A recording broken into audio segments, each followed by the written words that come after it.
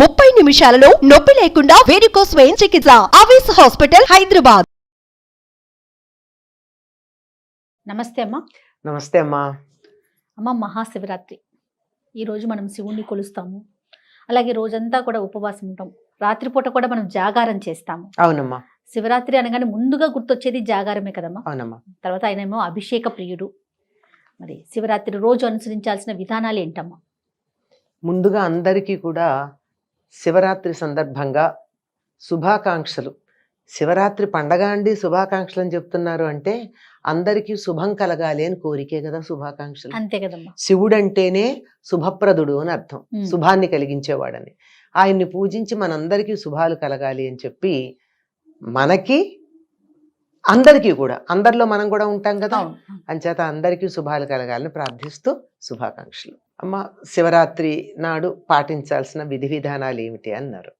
ఏదైనా సరే మనం ఒక పర్వదినం, దానివల్ల మనం అనేక రకాలైనటువంటి ఔన్నత్యాలు పొందాలి అని అనుకున్నప్పుడు కొన్ని నియమాలు పాటిస్తాం తప్పనిసరిగా.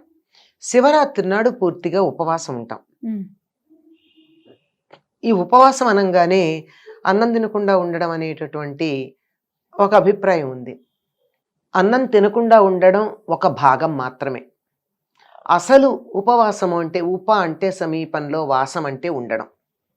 ఉపవాసం అంటే ఏ భగవంతుణ్ణి మనం ధ్యానం చేస్తున్నామో, ఏ భగవంతుని ఉద్దేశించి పూజ చేసి మనం ఏదో గొప్ప మేలు పొందాలనుకుంటున్నామో అటువంటి భగవత్ చైతన్యానికి సమీపంగా ఉండడాన్ని ఉపవాసము అన్నారు.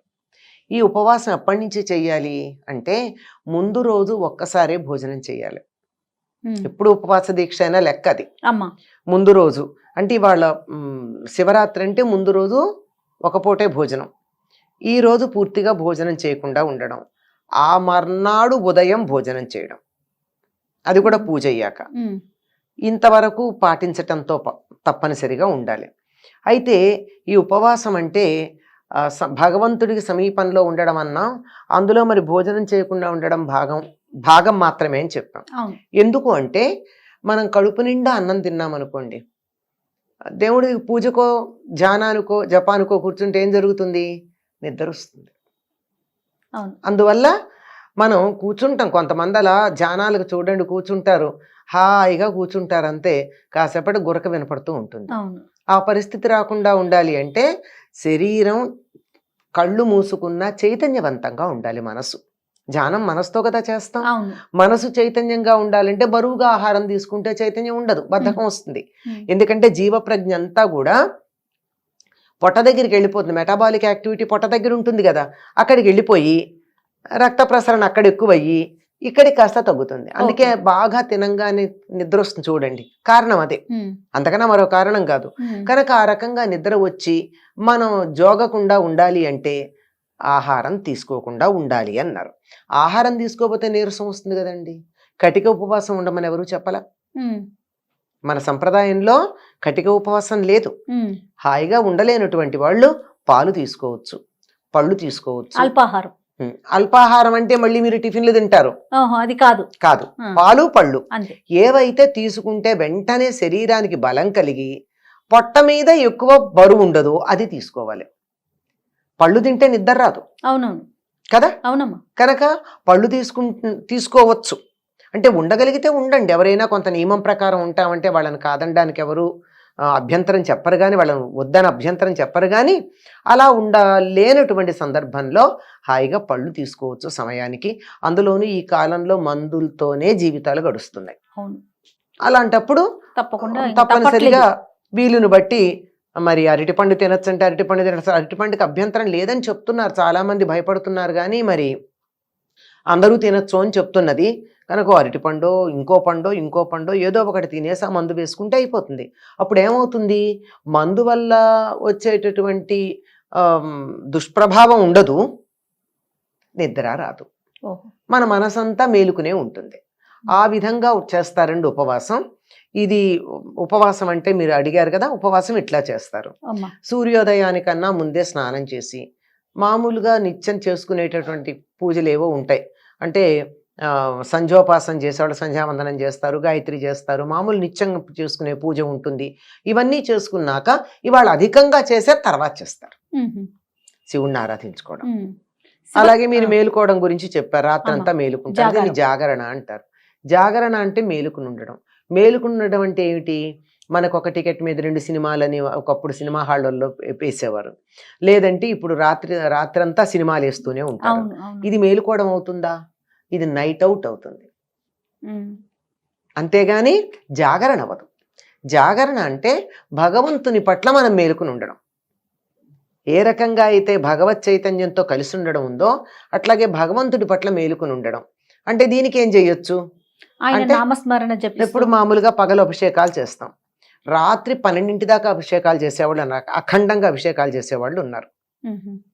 అంటే వాళ్ళు ఒక్కళ్ళే చేయలేరు ఇంతసేపు, ఇది సామూహికంగా కూర్చుని ఒకళ్ళ తర్వాత ఒకళ్ళు చేస్తూ ఉంటారు. ఒకళ్ళు చదువుతూ ఉంటారు, నమ్మకము చమకము మొదలైనవి, మరొకళ్ళు అభిషేకం చేస్తూ ఉంటారు, ద్రవ్యాలు అందించే వాళ్ళు ఉంటారు. ఇలాంటివన్నీ ఇలా చేస్తూ 12 గంటల దాకా లింగోద్భవ సమయం దాకా అభిషేకాలు చేస్తూ ఉంటారు. అభిషేకాలు అయిన తర్వాత అప్పుడు లింగోద్భవ సమయం అయిపోయిన తర్వాత అభిషేకం పూర్తి అయిపోతుంది కదా, అప్పుడు ఆయనకి షోడశోపచార పూజాధికాలు చేసి మళ్ళీ రేపు నక్షత్రాలు చూసే వరకు పడుకోకూడదు. ఇవాళ శివరాత్రి మేలుకున్నాం కదా అని మర్నాడు పొద్దున భోంచేసి పడుకుంటే అది జాగరణ చేసిన ఫలితం ఉండదు. మరుసటి రోజు నక్షత్ర దర్శనం దాకా ఆగాలి. అంటే సూర్యుడు కనపడేదాకా, అంటే నక్షత్రాలు కనపడేదాకా. చంద్రుడు కనపడాడుగా, సూర్యాస్తమయం అయ్యేదాకా ఉండాలి, పగలు పడుకోకూడదు. ఆ పగలు పడుకోకుండా ఉంటేనే ఈ జాగరణ ఫలితం ఉంటుంది. మరి ఏం చేయాలి అప్పుడు అంటే మీరు ఇందాక చెప్పారు కదా, శివనామస్మరణ చేయొచ్చు, శివకథ శివుడికి సంబంధించిన హరికథలు చెప్పుకోవచ్చు, శివపురాణాన్ని చెప్పచ్చు, భజనలు చెయ్యొచ్చు. లేదు ఎవరైనా శివుడి గురించి 4 మాటలు మాట్లాడితే నలుగురు వినొచ్చు, నలుగురు ఒకళ్ళ తర్వాత ఒకళ్ళు మాట్లాడచ్చు. ఎన్ని కార్యక్రమాలైనా ఉంటాయి. మొత్తం అంతా శివ సంబంధంగా సమయాన్ని గడపాల్సి ఉంటుంది. శివుణ్ణి తలుచుకుంటూ సమయాన్ని గడిపితే అది జాగరణ అవుతుంది. జాగరణ అంటే అంతే మేలుకుని స్లీపింగ్ టాబ్లెట్స్ చేసుకుని మేలుకుని, లేదా ఇవాళ ఇంట్లో వంట లేదు రాత్రికి కూడా మేలుకుని ఉండాలి అని చెప్పి ఇల్లు సర్దడం, ఇట్లాంటి పనులు పెట్టుకుంటారు కొంతమంది. పెట్టుకుంటే కూడా తప్పులేదు, కానీ పని చేస్తూ నోటితో శివనామస్మరణ జరుగుతూ ఉండాలిగా. చేసే పని మీద కన్నా దృష్టి పని యాంత్రికంగా చేస్తూ నామస్మరణ చేసుకుంటూ ఉంటే బాగుంటుంది. కనుక ఇది ఉపవాసము జాగరణ అన్నదానికి ఉన్నటువంటి యథార్థమైన అర్థాలు ఇవమ్మా. వీటిని అర్థం చేసుకుని చేసినట్టయితే బాగుంటుంది. శివుణ్ణే తలుచుకుంటూ ఉండాలన్నది ప్రధానమైనటువంటి. ఆయన ఉద్భవించిన రోజు కూడా ఈ రోజే కదా. అవునమ్మా. కానీ శివ పార్వతుల కళ్యాణం కూడా చేస్తారు కదా. అంటే శాంతి కళ్యాణం అన్నది ఉందమ్మా. శాంతి కళ్యాణాలంటే నిజంగా కళ్యాణం అయిన రోజున మ్యారేజ్ యానివర్సరీ కాదు, అది శాంతి కళ్యాణం. ఎప్పుడైనా చేయొచ్చు. ఇప్పుడు తిరుపతిలో 365 రోజులు చేస్తారా? చేస్తున్నారు కదా. వెంకటేశ్వర కళ్యాణం అంటే మరి అన్ని రోజు పెళ్ళయింది ఆయనకి? అవలేదు కదా. శివపార్వతుల కళ్యాణం దీనికోసం చేస్తారు. శాంతి కళ్యాణం అన్న పేరుతో ఒక దేవాలయాన్ని ప్రారంభించినప్పుడు కానీ, బ్రహ్మోత్సవాల్లో కానీ, యజ్ఞాల్లో కానీ, మొక్కుకున్నప్పుడు కానీ ఎప్పుడైనా కళ్యాణాలు చేయొచ్చు. ఆ రకంగా శాంతి కళ్యాణం చేస్తారు. దాన్ని శాంతి కళ్యాణం అనే పదమే వాడతారు. శివుడు ఉద్భవించిన రోజు కూడా కదమ్మా. అవునమ్మా. మాఘే కృష్ణ చతుర్దశ్యాం అని చెప్పి ఆ మాఘ కృష్ణ చతుర్దశి నాడు నిసి అర్ధరాత్రి సమయంలో ఆయన ఉద్భవించాడు అని చెప్పి శివలింగ తమోద్భూత అని ఆయన గురించి మనకి అన్ని పురాణాలు సంహితలు చెప్తున్నాయి. మాఘమాసం కృష్ణ చతుర్దశి అర్ధరాత్రి, సరిగ్గా అర్ధరాత్రి అంటే మనం 12 గంటలను లెక్క పెడతాం కానీ మనకి పద్ధతి పూర్వులు చెప్పిన పద్ధతి ప్రకారం సూర్యాస్తమయం నుంచి సూర్యోదయం దాకా ఉండే రాత్రి నిడివి ఎంత ఉందో దాంట్లో సరిగ్గా మధ్యకాలం 14 నిమిషాలు, 12 నిమిషాలు, ఆ 12 నిమిషాలు లేక 14 నిమిషాలు ఆ సమయాన్ని శివుడు ఉద్భవించిన సమయంగా పరిగణించి మనం ఆయన అర్చించుకుంటాం. ఎవరికైనా ఇష్టమే కదమ్మా తన పుట్టినరోజును తను తలుచుకుంటే. అంతే కదమ్మా. మనమే సంతోషపడతాం పుట్టినరోజు నాడు. మరొకసారి మహాశివరాత్రి శుభాకాంక్షలమ్మా. శివరాత్రి శుభాకాంక్షలమ్మా. అందరికీ శివుడు అన్ని రకాలైనటువంటి ఐశ్వర్యాలు ప్రసాదించి చివరికి ముక్తిని కూడా ఇచ్చుగాక. స్వస్తి.